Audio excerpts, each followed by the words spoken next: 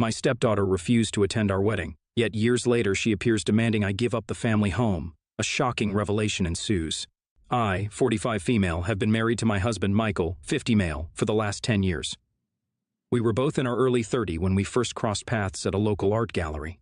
Both of us were admiring the same painting and struck up a conversation. It was like an instant connection, you know? He asked me out on a date, and as we started to know more about each other, it felt like I had known him forever. I am the oldest of 3 children. In my family, money was always tight for us, but manageable. We could afford to go for fast food only if it was our birthday. My dad taught us very early on to work hard for what we wanted to achieve in our lives. I studied hard and put myself through college. I did a few modeling gigs on the side, so by the time I graduated college, I had no debt. I had worked my way through the company and was currently working as a junior associate. Michael, on the other hand, had a completely opposite background. His family was financially better off than ours. His dad had a good job with a high salary and Social Security, so they never had to stress about money. Michael's parents could afford to cover all his college expenses. Thanks to his dad's influential position at his company, Michael got an internship there. From there, he worked hard to build his own path in the company through dedication and effort. Although Michael and I came from 2 different worlds, we share the same passions for art and music. This is what made us fall in love with each other. Michael had a 17-year-old daughter from his previous marriage. His daughter, Candace, never really liked me from the beginning. She never seemed to warm up to me and often refused to engage with me whenever we met. It felt like she somehow held me responsible for her parents not being together. Even though I met Michael long after his divorce was completed with his ex-wife, I understood her feelings and tried to give her the space she needed to come to terms with our relationship. Just for context, Michael and his ex-wife, Amelia, were married for only 3 years. They were college sweethearts, so they decided to get married, but when they did, everything changed for the worse. She was a stay-at-home mother, while Michael worked hard to bring in the money. One day, Michael returned home from a work trip earlier than planned, only to discover her in bed with his best friend, Tom. This was an incredibly difficult time for Michael, as he lost the 2 most important people in his life on the same day. The betrayal by Amelia had left him shattered. In the aftermath, he made the painful decision to file for divorce. The divorce proceedings between Michael and Amelia were painfully bitter, primarily because Amelia was determined to retain ownership of their house, even though it belonged to Michael. The battles didn't just end with the property. They extended into a challenging custody dispute over Candace as well. Due to Amelia's infidelity during their marriage, the judge ultimately didn't grant her ownership of the house, but did grant both parents custody, ensuring that Candace would continue to have a connection with both of them. Amelia's anger over not acquiring the property festered, and over the years, she manipulated Candace's feelings, turning her against her father. Meanwhile, Michael chose not to disclose his ex-wife's infidelity to their daughter, attempting to shield her from the painful details of their past. I found out about all of this when we first started dating each other. Michael wanted to be completely honest with me about his past, and I really appreciated that. Once, Michael had invited Candace to join us on a trip to Africa, hoping it would provide an opportunity for us to bond. I was optimistic and thought it could be a turning point for our relationship. Unfortunately, it didn't quite go as planned. During the trip, Candace seemed irritated at me and often erupted into sudden, unprovoked anger. If I got too close to Michael, she would lash out using hurtful words like gold digger. Michael was quick to admonish her for her behavior, but she would just smirk at me, making it clear that she wasn't ready to accept me into her life. I knew the situation with his ex-wife and daughter was complicated, but our love for each other was strong, and I was willing to navigate these challenges with him. After a whirlwind romance, we got married. It was a small, intimate ceremony with just our closest friends and family. We were excited about the life we were going to build together. Amelia and Candace never attended our wedding despite our invitation. Our marriage was going great initially. We traveled the world while we both continued with our jobs. I was deeply passionate about my career, and I had no intention of giving it up. Meanwhile, Amelia was living together with Tom after their divorce. Candace had her own apartment thanks to Michael's financial support, and she was working as a social media executive in a reputed company. 3 years into our marriage, we were overjoyed to welcome our son. However, the pregnancy had been tough on me, and it was made even harder whenever Candace came to visit. She would make cruel, unsolicited comments about my weight and appearance. Whenever Michael wasn't around us, she would remark how he would leave me eventually now that I am a fat cow. This deeply troubled me, and after I shared my concerns with Michael, he decided that Candace would no longer visit our home. They began meeting at cafes instead to avoid any further distress for me. When our son Nick was born, we were beyond happy. Despite becoming a parent, I was determined to keep working, so we decided to hire a babysitter to help us care for him when my maternity leave ended. I eagerly returned to my job.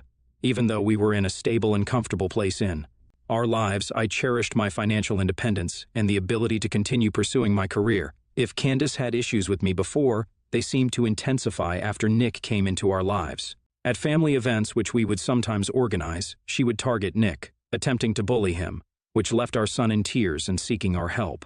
While I understood her hate towards me, I couldn't stand by and allow her to take her anger out on Nick, our innocent little boy. I banned her from ever coming to our house again. We all stopped hosting family events at our house since then. Now, coming on to the issue at hand, as we were getting older, Michael and I realized the importance of planning for the future. We decided to create a will to ensure our affairs were in order. Given that Michael had already provided a flat for Candace, he designated me and our son as the inheritors of our family home. His remaining assets, which were the money in his personal savings account, would go to Candace. Meanwhile, I had my own assets which I intended to leave to my son, ensuring that he would be well taken care of throughout his life. We both felt this was the right decision to secure our family's future and provide for Nick as he grew up. When Amelia and Candace got wind of our will, all hell broke loose. I'm not sure if Michael mentioned it by mistake or his parents did, but they were not happy at all. Amelia called Michael demanding that they deserved to have the house as she was married to him first, but he firmly stood his ground. He reiterated that he had always provided for Candace, from her child support to her college expenses to buying her an apartment. He told her that he would ensure that Candace is secured in the future, but he was going to leave the property to our son. This seemed to anger her even further, and Amelia sent me a long text message where she called me every name in the book. I showed Michael the message, who asked me not to engage with her further and block her immediately. The following day, Candace showed up at our doorstep, clearly upset. I knew she was here to talk about the will with us. I didn't want her to create a scene in front of our son, so I quickly arranged for my parents to pick him up. We, just the three of us, were left.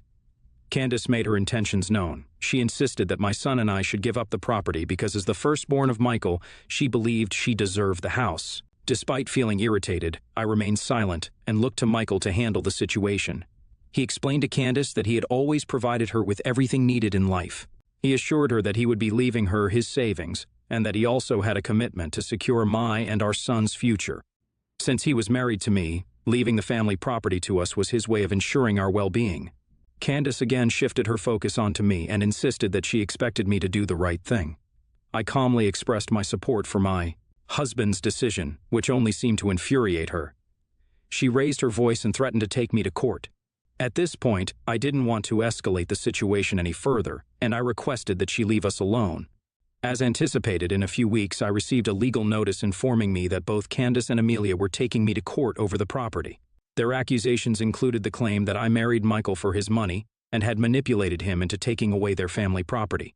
Michael and I consulted our lawyer, and we were assured that Candace and Amelia didn't have strong legal grounds to support their claims. However, despite the legal advice, I couldn't shake my worries, particularly because I didn't want our son to experience the drama surrounding this family dispute. As the court date approached, the tension in our household grew.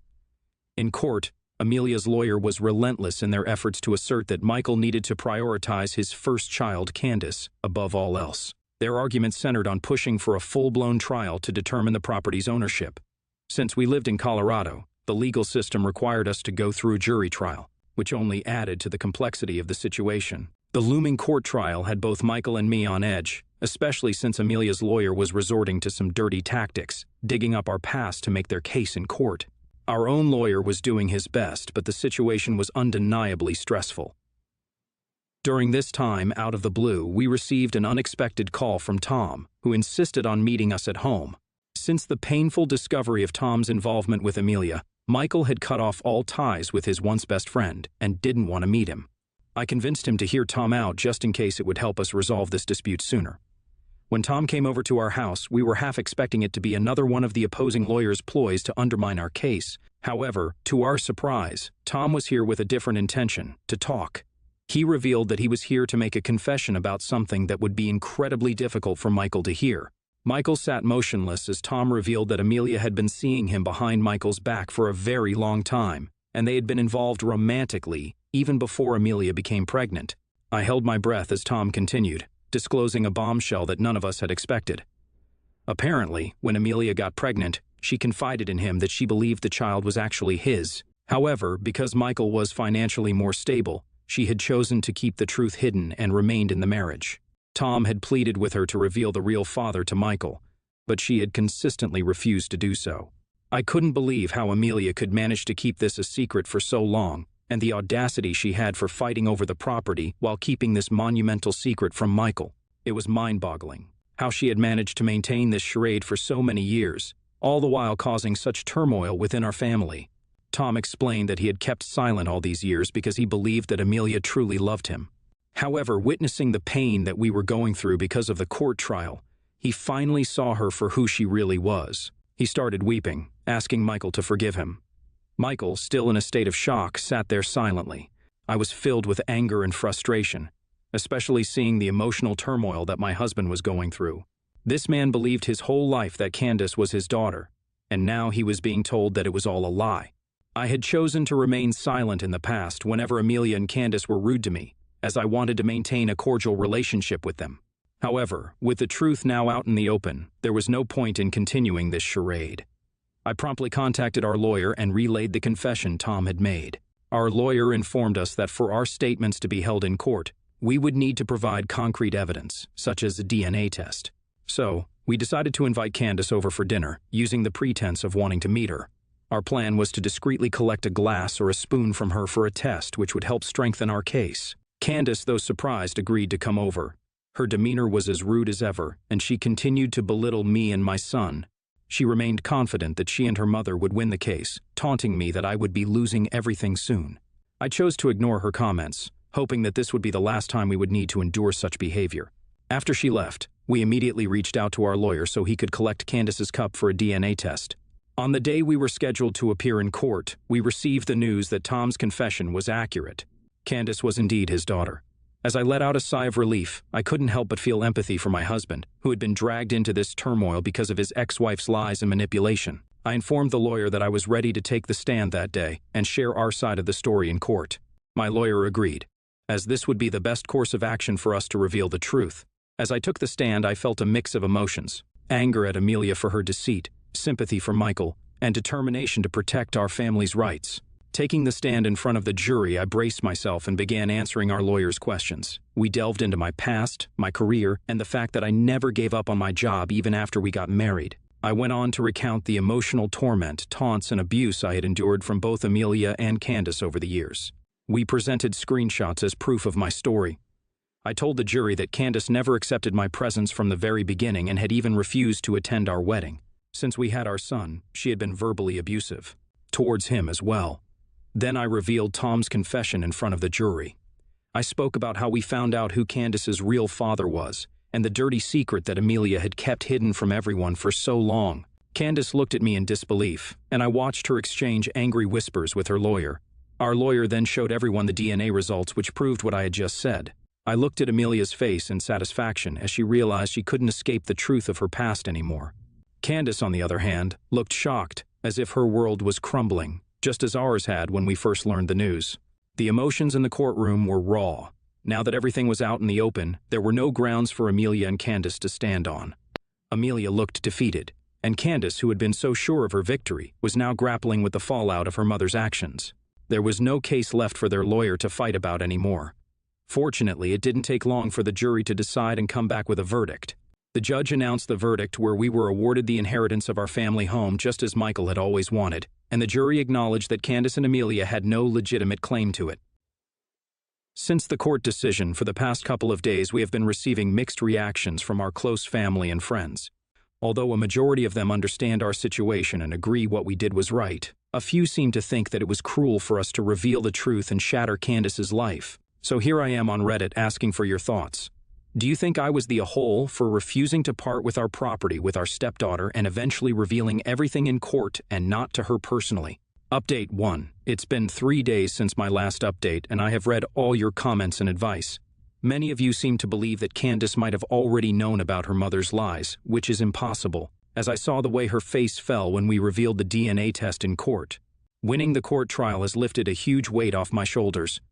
I'm choosing not to dwell on the negative relatives who believe we did something wrong. We didn't choose to be dragged into court by Amelia and Candace, we just revealed the truth. I no longer have to worry about my future, and I'm content with the outcome. However, my main concern these days is my husband. Michael is still reeling from the shock of learning the truth about Candace's birth father. His world has been turned upside down. He hasn't been able to eat or sleep very well since finding out that she isn't really his daughter. I can't imagine the pain he must be going through to accept the truth. Amelia put him through hell when they got divorced. Now that we knew Tom was her father instead, he just didn't know how to handle that information.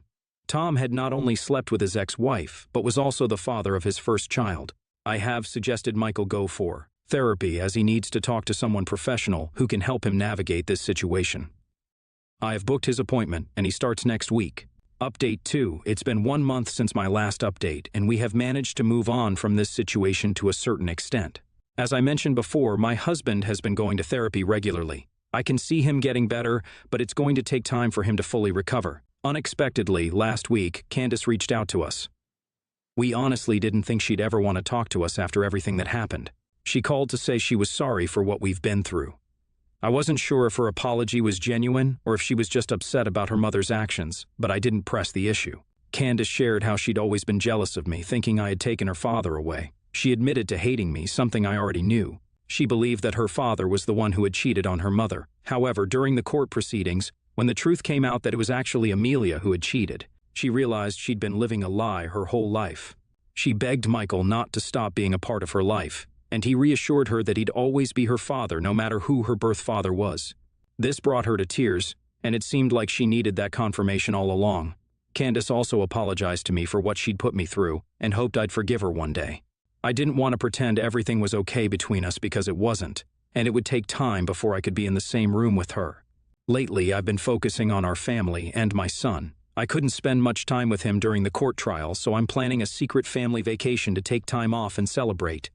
Hopefully, this getaway will help us relax and recharge. I'll provide another update if something interesting happens. Update 3. After 3 months of no contact, Amelia showed up at our doorstep. I was torn about letting her in, but I was worried about the neighbors overhearing any potential shouting as she'd done that before. Reluctantly, we allowed her in, but we made it clear that any outbursts would lead to a call to the police. Amelia explained that Tom had decided to leave her and asked her to move out of his house by the end of the month. She was in tears as she revealed that he didn't want to marry her anymore, after what he saw Michael and me go through. With nowhere to go, she wanted to move in with Candace, even though Candace strongly opposed the idea.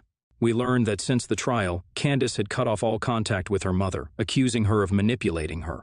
Amelia was only here because she wanted us to talk to Candace regarding this situation. She wanted us to convince Candace about letting her mother move in. Before I could say something, I witnessed my husband lose his temper for the first time. He firmly told Amelia that he had purchased the apartment for Candace only. Hence, it was Candace's decision whether she could live with her. He expressed how she never even bothered to apologize after cheating on him all those years and now expected us to help her out. He told her that he was glad Tom had seen the truth and was leaving her. Amelia tried to justify her lies, saying that she feared being kicked out of the house while she was pregnant and had she revealed the truth earlier to Michael. I couldn't listen to her excuses any longer, so I asked her to leave. I felt we had given her a fair chance to explain herself, and there was no point in prolonging the conversation. After Amelia departed, Michael reached out to Candace to warn her about the possibility of her mother forcing her to let her stay in the apartment. He emphasized that if she allowed it, there would be no way to make Amelia leave. Candace assured him that she had no intention of allowing that. She planned to change the locks to prevent Amelia from entering and would inform her mother that she was unwelcome. As for me, I've had my fill of this drama lately. I have been discussing with Michael the idea of selling our family home and relocating to another state to escape this turmoil. I had emphasized that, for the sake of our son and our marriage, we needed to seriously consider this move. Although it is a tough decision, Michael has come to accept it, particularly since Amelia's unannounced visit demonstrated that we need to put some distance between us and her, given the uncertainty of whether she will ever leave us in peace. Moving out of this city seems like the best choice. Michael's job can be done remotely, and I'm open to starting fresh at a new company if it means finding happiness away from these toxic people. We will begin the process of selling our family home next month, and hopefully by the end of this year we will be starting fresh in the new place. It is time for us to turn the page on this chapter of our lives and begin a new one.